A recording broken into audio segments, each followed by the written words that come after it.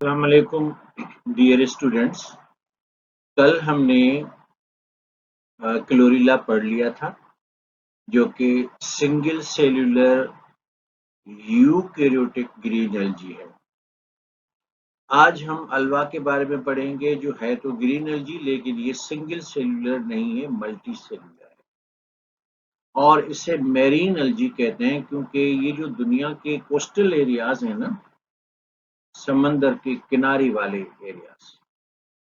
लगे हाथों ये भी बता दूं कि आप किसी से पूछेंगे ना कि पाकिस्तान में समंदर कहाँ है तो फट से बोलेगा कराची। गलत जवाब है। पाकिस्तान के पास समंदर की 1120 किलोमीटर लंबी पट्टी है जिसमें बदीन, ठट्टा, कराची, पसनी, ग्वादर और ओरमारा, ये सारे इलाके आ जाते हैं। तो 3 इसमें सूबे सिंध के इलाके हैं और 3 सूबे बलूचिस्तान के इलाके। 1120 किलोमीटर लंबी पट्टी है। तो ये कोस्टल एरिया पे ये पौधा आपको कहाँ मिलेगा? आप क्लिफ्टन पे तो जाते ही हैं, तो पानी में थोड़े घुटने घुटने तक अंदर चले जाइए तो वो वहां पर कुछ पत्थर वगैरह होते हैं जो सब मर्ज्ड होते हैं, माना डूबे हुए होते हैं, उनके साथ ये चिपके हो। और जब तेज लहरें आती हैं तो उखड़ के ये किनारे पर भी आ जाते हैं। थोड़ी देर में आपको दिखाने वाला। तो अल्वा जो है वो मेरीन एल्गी है और चूंकि ये मेरीन एल्गी है इसलिए इसे सी लिट्यूस कहते हैं। अब लिट्यूस का लफ्ज सलाद के लिए इस्तेमाल होता है। किसी अच्छे से होटल में जाएं तो आपको सलाद ऑर्डर करना पड़ता है, मुझे तो बड़ा अच्छा लगता है, मेरी कमजोरी है। तो ये समंदरी सलाद है। जो लिट्यूस है होटलों में हम ऑर्डर करते हैं वो हम खाते हैं और इन्हें कछुए वगैरह खाते हैं, समंदर की मछलियां वगैरह खाती हैं। और ये बेहतरीन किस्म की हाइड आउट्स है एक तरह से मछलियों की ब्रीडिंग के लिए। तो अल्वा को आमतौर पर सी लिट्यूस कहा जाता है, यहाँ से एमसीक्यू आ जाता है।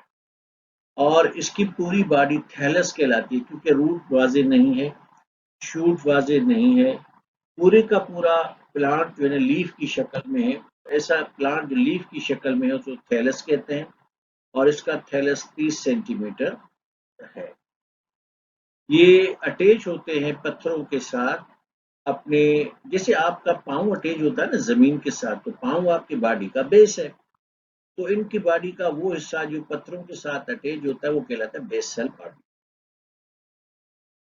ये देखें किनारे किनारे पे जितने भी आपको अल्वा नजर आ रहे हैं ये दूर अंदर पड़े पत्थरों के साथ चिपके हुए थे।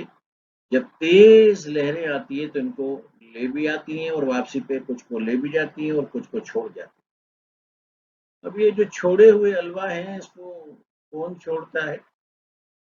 लोग क्या करते हैं, खास करके ये पोल्ट्री फीड बनाने वाली कंपनियां इनको कलेक्ट करती हैं, सुखाने के बाद इसकी चॉपिंग करती हैं और इसमें ज़बहशुदा जानवर का खून और जो समंदर से मछलियां पकड़ी जाती हैं जो छोटी छोटी होती है वो तो कोई नहीं खाता, तो उनको भी चाप करके इनमें मिला देते हैं। तो ये अल्वा छोटी छोटी चाप की हुई मछलियां और ज़बहशुदा जानवर का सूखा हुआ खून और उसमें थोड़ा सोयाबीन वगैरह मिलाओ तो ये आपकी पोल्ट्री की फीड बन जाए।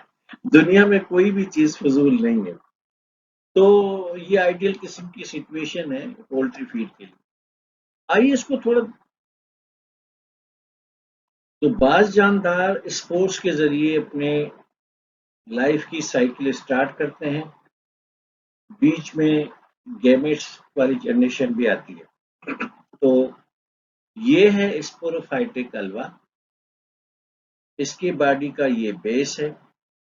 इसको छोड़ के बाकी पूरे थैलस में से अल्वा हर एक सेल में से क्वाड्रीफ्लैजिलेटेड यानी 4 फ्लैजिलम वाले स्पोर्स बनाएगा। अल्वा का अपना नंबर ऑफ क्रोमोसोम 26 है।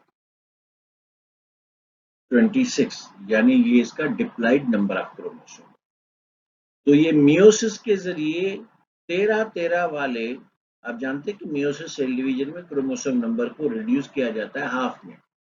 तो 26 वाले प्लांट से 13-13 वाले 2 स्पोर्स आ जाएंगे और ये स्विम करेंगे पानी में, फिर मुनासिब जगह मिलने पर ये फ्लैजिला ड्रॉप कर देंगे और स्पोर्स गिरेंगे नीचे पानी में। एक स्पोर्स में से एक प्लांट निकलेगा, दूसरे में से दूसरा प्लांट निकलेगा। अब इन स्पोर्स में चूंकि 13-13 सेगमेंट्स हैं, क्रोमोसोम्स हैं, तो ये फीमेल प्लांट 13 वाला है और ये फीमेल प्लांट भी 13 वाला है। तो इसके पास 26 है यानी डिप्लॉइड नंबर ऑफ क्रोमोसोम, इसके पास 13 है माने हैप्लॉइड नंबर ऑफ क्रोमोसोम। तो ये स्पोरोफाइटिक अल्वा है। ये गेमेटोफाइटिक अल्वा इसलिए है कि जैसे ही अल्वा बड़ा होगा तो अब ये माइटोसिस सेल डिवीजन के जरिए फीमेल अल्वा 2 फ्लैजिला वाला फीमेल गैमेट बनाएगा और इसका नंबर ऑफ क्रोमोसोम 13 होगा, क्योंकि माइटोसिस में नंबर ऑफ क्रोमोसोम मेंटेन होता है, डिक्रीज नहीं होता। तो 13 वाला स्पोर, 13 वाला प्लांट, 13 वाला गैमेट। इस तरह से ये फीमेल ने इस तरह का ये गैमेट प्रोड्यूस किया विद 13 क्रोमोसोम, इसने प्रोड्यूस किया ये गैमेट विद 13 क्रोमोसोम, तो ये फीमेल गैमेट है और ये मेल गैमेट है। इनके पास फ्लैजिला इसलिए लगे हुए ताकि स्विम करके एक दूसरे को मिल जाए। मिल गए तो इनकी फर्टिलाइजेशन हो जाएगी और फर्टिलाइजेशन के बाद इनकी ये जो फ्लैजिला है वो खत्म हो जाएंगे, जायगोट में कन्वर्ट हो जाएंगे और जायगोट जमीन में पानी के अंदर जहां पर भी गिरेगा तो ग्रोथ करेगा और उसमें से फिर स्पोरोफाइटिक अल्वा आएगा। तो स्पोरोफाइटिक अल्वा ने स्पोर्स के जरिए गैमेटोफाइटिक अल्वा को जन्म दिया और गैमेटोफाइटिक अल्वा ने गैमेट्स के जरिए फिर स्पोरोफाइटिक अल्वा जन्म दिया। लेकिन इस जानदार के अंदर स्पोरोफाइटिक लाइफ साइकिल डोमिनेंट होती है, यानी लाइफ साइकिल की शुरुआत स्पोरोफाइटिक मेथड से, और इसको कहते हैं अल्टरनेशन ऑफ जनरेशन, जिसमें एक जानदार एक मर्तबा सेक्सुअली रिप्रोड्यूस करेगा और अगली जनरेशन आ जाएगी। जो अगली जनरेशन आएगी वो फिर एसेक्सुअली रिप्रोड्यूस नहीं करेगा, वो सेक्सुअली रिप्रोड्यूस करेगा, फिर अगली जनरेशन आएगी। तो स्पोरोफाइटिक ने एसेक्सुअली गैमेटोफाइटिक प्लांट्स को पैदा किया, गैमेटोफाइट प्लांट्स ने सेक्सुअली फिर स्पोरोफाइटिक प्लांट को पैदा किया। तो ये है अल्टरनेशन ऑफ जनरेशन। 2 टाइप्स होती है, एक होती है हेटेरोमॉर्फिक अल्टरनेशन ऑफ जनरेशन, इसमें स्पोरोफाइटिक और गैमेटोफाइटिक प्लांट की शक्ल नहीं मिलती। दूसरी होती है आइसोमॉर्फिक अल्टरनेशन ऑफ जनरेशन, इसमें क्या होता है कि स्पोरोफाइटिक अल्वा और गैमेटोफाइटिक अल्वा एक जैसे होंगे मॉर्फोलॉजिकली, फर्क सिर्फ क्रोमोसोम नंबर में होगा। तो that is called alternation of generation. अभी हम उस जानदार के बारे में पढ़ेंगे जिसे मैं अपनी जुबान में कहता हूँ बीजमालो, क्योंकि अजीब जानदार है। इसके कुछ कैरेक्टर्स प्लांट जैसे हैं और कुछ बेसिक प्लांट वाले कैरेक्टर्स इसके पास नहीं है, और इसके कुछ कैरेक्टर्स एनिमल्स वाले हैं लेकिन कुछ एनिमल वाले बेसिक कैरेक्टर्स इसके पास नहीं है। तो वो जो थ्योरी है ना कि कनेक्टिंग लिंक बिटवीन ऑटोट्रॉफ और हेटेरोट्रॉफ, तो ये वही जानदार है। यूग्लिना एज अ कनेक्टिंग, ये ब्रिज का काम करता है बिटवीन ऑटोट्रॉफ्स एंड हेटेरोट्रॉफ्स।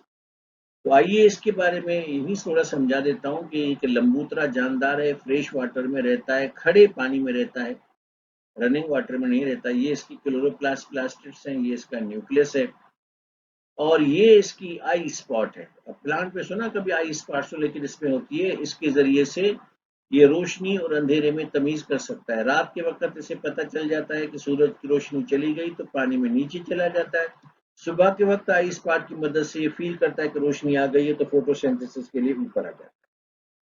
इसकी आंख में लेंस नहीं होता बहरहाल, पर आई स्पॉट होता है। ये इसका फ्लैजिलम है जिसकी मदद से ये पानी में बहुत तेजी के साथ स्विमिंग करता है। अब आइए पहले इसके प्लांट लाइक कैरेक्टर्स पढ़े। यूग्लिना में क्लोरोप्लास्ट प्लास्टिड्स होती हैं, ये प्लांट वाला कैरेक्टर है। यूग्लिना फोटोसिंथेसिस करता है, ये प्लांट वाला कैरेक्टर है। यूग्लिना ऑटोट्रॉफ है, ये प्लांट वाला कैरेक्टर। लेकिन जो प्लांट वाला कैरेक्टर इसके पास नहीं है, इसमें सेल वॉल नहीं है। अगर सेल वॉल नहीं हो तो how come you can call an organism as a plant? इसके पास बहरहाल बॉडी को कवर, सेल को कवर करने के लिए एक वाल होती है, पेलिकल कहलाती है। ये एनिमल्स में होती है, प्लांट्स में नहीं होती। अगर ये प्योर प्लांट होता तो ये भी ठीक है, ये भी ठीक है, ये भी ठीक है। अगर सेल वाल होती तो कोई दुनिया की ताकत इसको प्लांट ग्रुप से नहीं निकाल सकती। तो सेल वाल बुनियादी कैरेक्टर है प्लांट का, और ये यूग्लिना के पास नहीं है। दूसरा, यूग्लिना के पास आई स्पॉट होता है जिससे रोशनी और अंधेरे में तमीज कर सकता है। लेंस नहीं होता आंख में, वरना मुझे आपको देख लेता, लेकिन आंखें इसकी रोशनी को महसूस कर सकती। और सोने पे सुहागा ये कि बेसिकली ऑटोट्रॉफ है, लेकिन ये हेटेरोट्रॉफ हो सकता है। तो इसके कुछ कैरेक्टर्स प्लांट्स लाइक हैं, कुछ कैरेक्टर्स एनिमल लाइक हैं। तो कुछ लोग इसको बॉटनी वाले इसको प्लांट क्लेम करते हैं, ज़ूलॉजी वाले इसको एनिमल क्लेम करते हैं।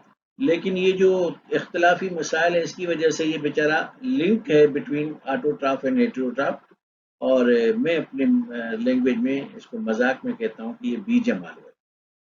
असल में इवोल्यूशनरी पॉइंट ऑफ व्यू से अगर बात की जाए तो दुनिया में पहले जानदार ऑटोट्रॉफ थे, फिर उन्होंने मोड ऑफ न्यूट्रिशन बदला और हेटेरोट्रॉफ हो गए। तो यूग्लिना इज दैट ऑर्गेनिज्म जो ऑटोट्रॉफ से हेटेरोट्रॉफ में शिफ्ट हुआ। स्टूडेंट्स, ये बड़ा दिलचस्प चैप्टर है, और बड़ा चैप्टर नहीं है। बस 2 अगले लेक्चर में ये चैप्टर खत्म हो जाएगा। मैं असल में थोड़ा ठहर ठहर के इसलिए पढ़ा रहा हूँ ताकि अगर तेज तेज पढ़ाऊंगा तो आपके कंसेप्ट्स कंफ्यूज हो जाएंगे।